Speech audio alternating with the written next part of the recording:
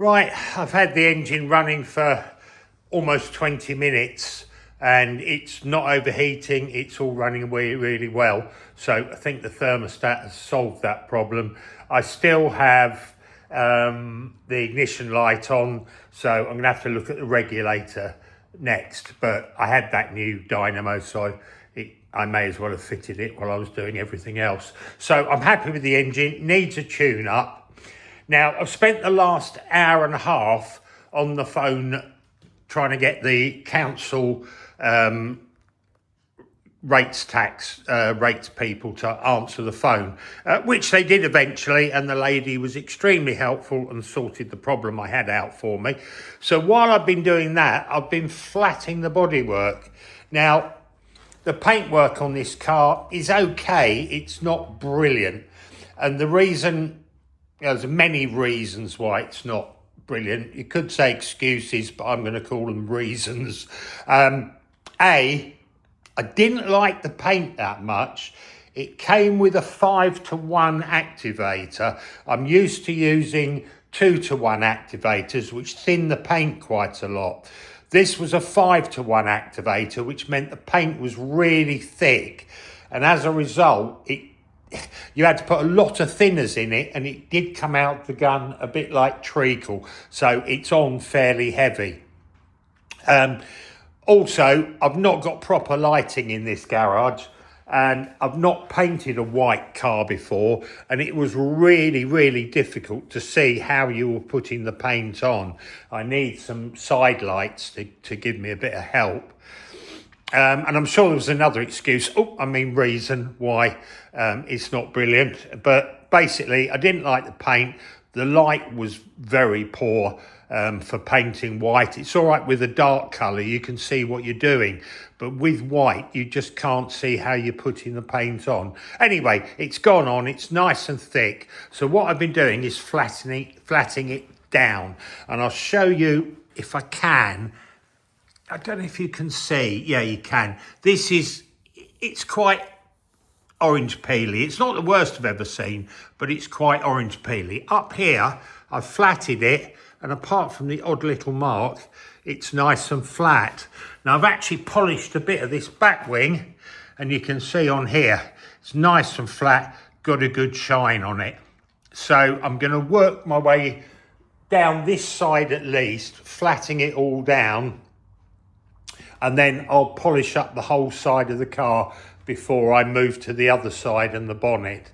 What I'm using 1500 wet and dry to start off with, and then I'm using 2000 just to finish it off with nice warm soapy water. And I'm doing the shaped bits by hand, and then I'll do the flat bits with a block. I'll do round the edges by hand, but I'll do the main flat bit with a block.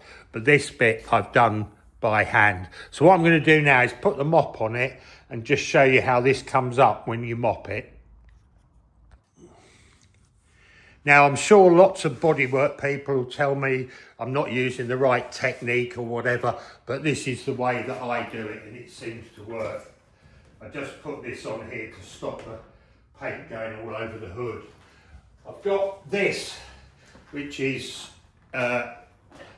it's called Raw 610 Extreme Cut. I think it's really good, and I don't use varying grades. I just use this one, and then what I do is spray a bit of water on it and just keep using what's on the mop until I'm happy with it. So what I'm going to do is just put, when it's ready, a couple of little dabs on. You don't need an awful lot of it. That'll do. Spread that around a bit with my fingers.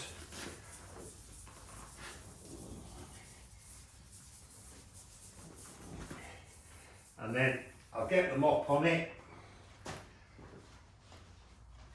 and give it a polish.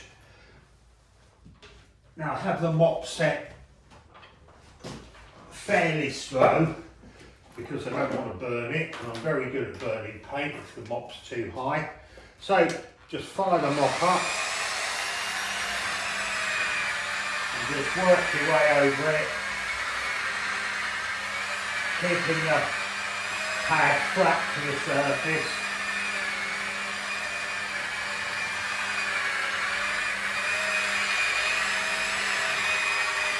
I've actually put a bit too much on.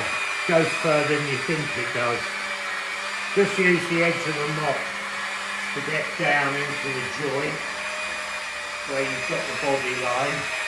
And I have slightly overdone the paste on this, but never mind. Just open the door so I can get to this bit here.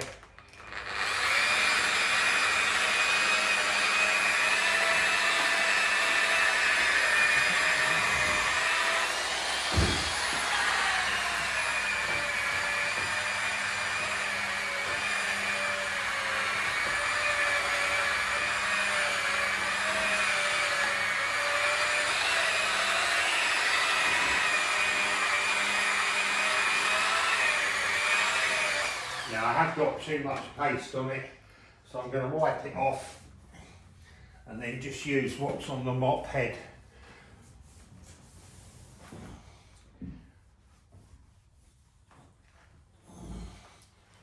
It's coming up nicely.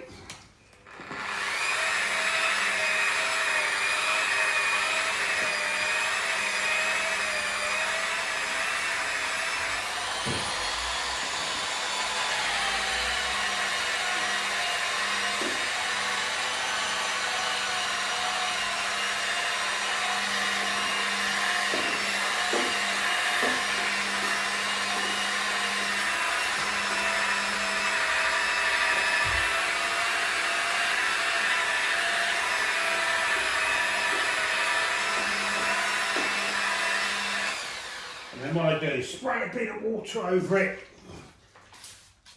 just a little bit, and do it again.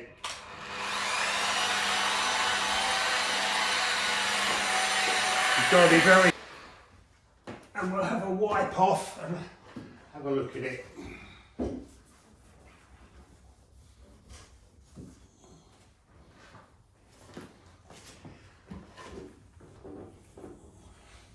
Now, unfortunately, because I spray in my workshop, which isn't very dust-free, I've got a couple of dirt spots there, but I'll have to just very carefully touch those in afterwards. I can touch them in and polish them back so they don't show. But that, I think, you may agree, you may not if you're a professional body man, I think you'll agree that's come up quite nice. I'll just zoom in on that. So it's getting the light on it so you can actually see it, but it looks quite good. Got a nice gloss on it, nice and flat, got a nice gloss. Shame that bit of dirt's in it, but I can fix that later. But that I'm really pleased with. That's come up really nice. A bit of polish on top of that, and that will look good enough, I think.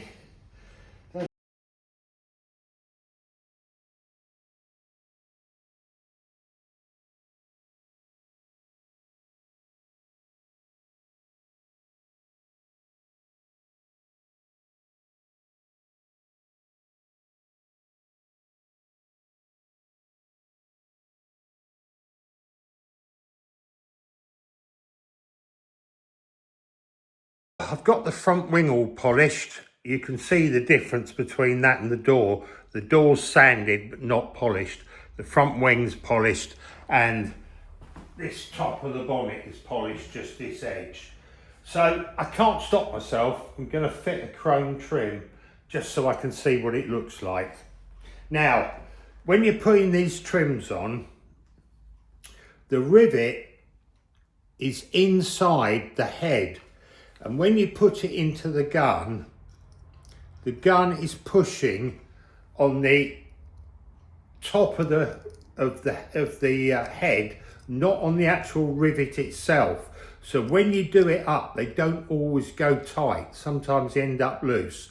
The trick is cut a tiny piece of copper off an old bit of brake pipe, copper or steel, it doesn't matter, but you only want, I don't know if you can see it, the tiniest little piece. And you pop that on, and now that's resting on the head of the rivet, and the gun will go on and push on that. So when you clamp it up, it'll do up tight. The only thing is, when you do it up, that bit of copper will fly across the floor, so you've got to watch for it. So I've got 2 in already. I'm going to pop this one in. So squeeze it up,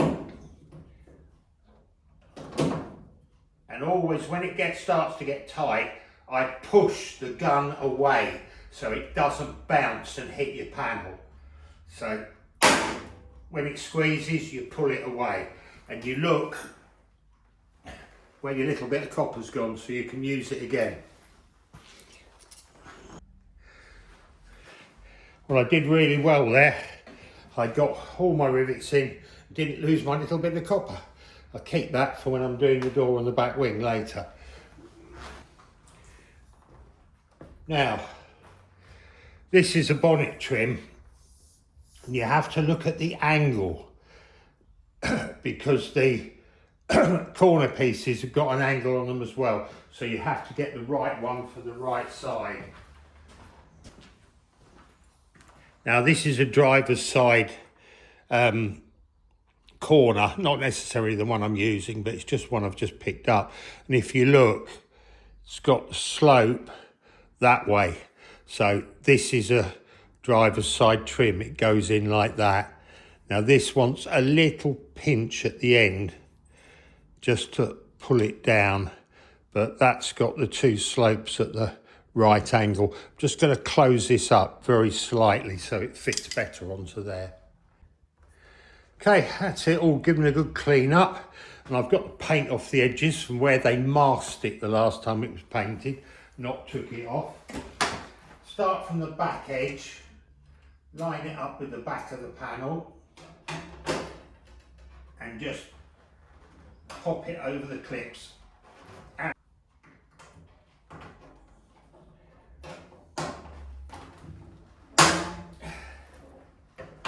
that one's better.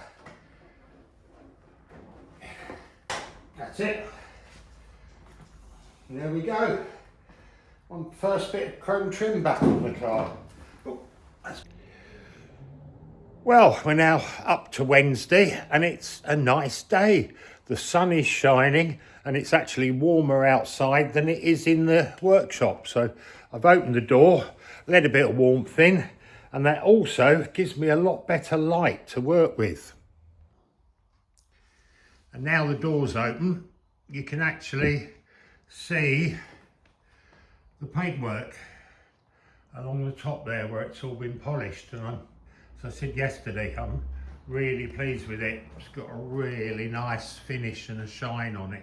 So I've still got a bit more rubbing down to do on this side. The door needs a good rub down, and then I'm going to polish the rest of this side, put the chrome trims on. I might even put the door locks and stuff in. Now you're going to ask me why I haven't put the quarter lights in. Why haven't you put the quarter lights in yet, John? Well, there's a good reason for this. Somehow I've lost both the little clips that the quarter light windows lock onto. And the weird thing is, I took the passenger door apart 18 months ago. I took the driver's door apart, probably 2 or 3 months ago. And the bits, I store them all in plastic paint containers, and each door, whenever I take to pieces, I put the bits in a plastic paint container. I've lost both paint containers. Now they've got to be here in the workshop somewhere, but I cannot find them. So I'm leaving the quarter lights. They can go in last job of all. As I'm reducing the number of parts, there's more chance that I'll actually find the bits that I'm looking for. I know they're here somewhere, so they will turn up. So I'm just leaving that job till last now. I'll just carry on with everything else in the meantime.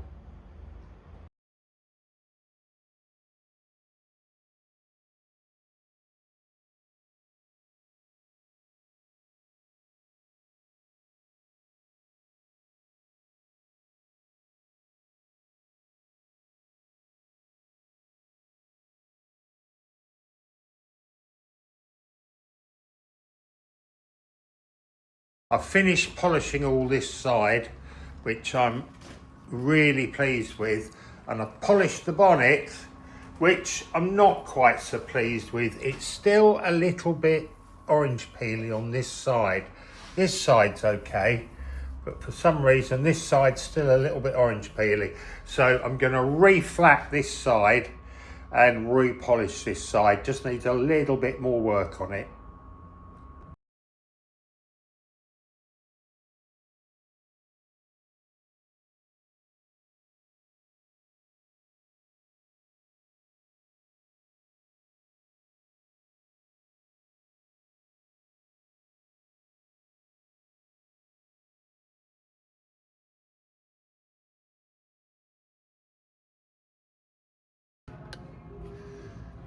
Right, I've gone all over it with 1500 wet and dry. It took a lot longer than it looks like on the time-lapse video. Now I'm just going to give it a quick going over with some 2000 wet and dry, and then I'll give it a polish up.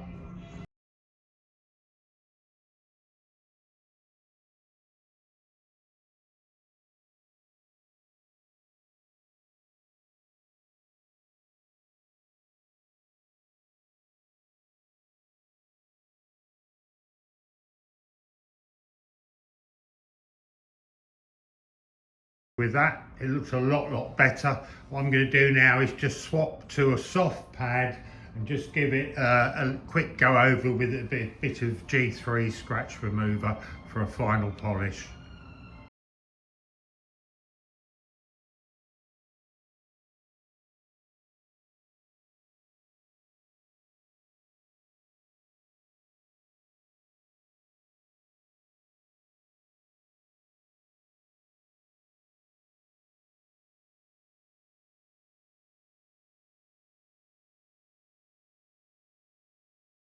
It off, I'm going to give it a coat of Autoglym Super Resin Polish and machine polish that off.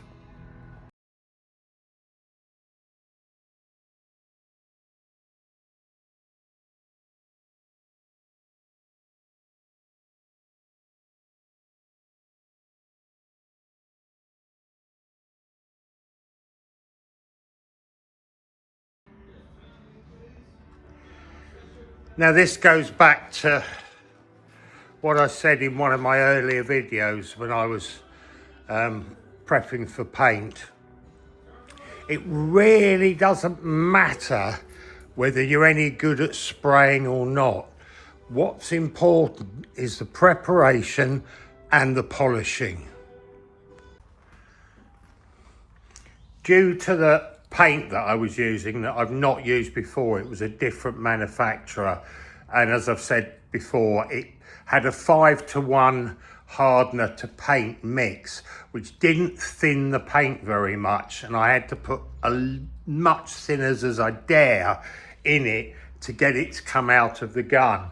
Now when I painted it, for the next couple of weeks it had a thinners haze coming through on the top of the paint, because I think really I put too much thinner in it. But eventually it dried. It's been, what, I don't know, 7-8 weeks since I painted it. So it's dried, it's nice and hard, and it's flatted and polished really nicely.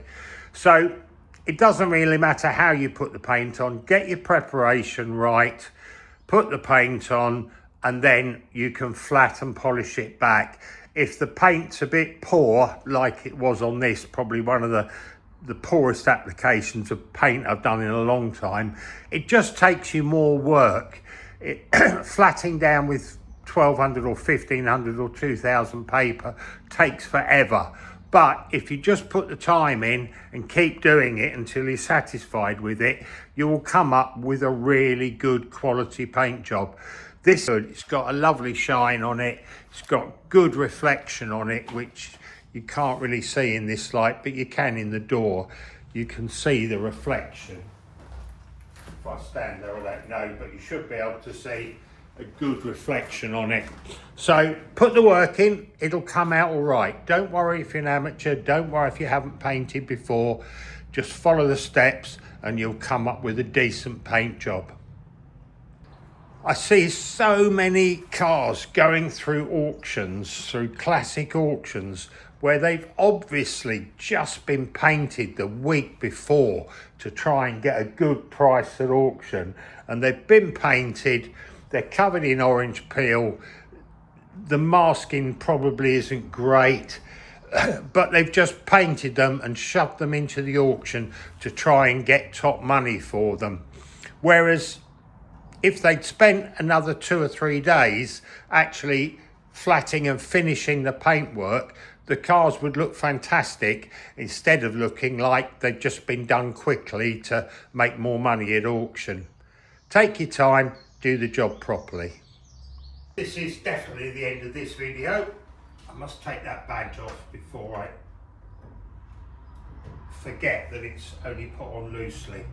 I shall put some clips on it next week. Next week, oh no, tomorrow, I'll be in Friday tomorrow for a change. So tomorrow I'm going to flat all the other side and the boot lid and get that lot all polished up as well. And then it's ready for final assembly. It runs, it'll be all polished up, and hopefully within a week or so I can get it all fully assembled. And it'll be ready for the first of the car shows, which I won't be here for because I'm away, but never mind, at least it'll be ready for it. So thanks again very much for watching. If you could click the like button, that would be absolutely brilliant. See you next time.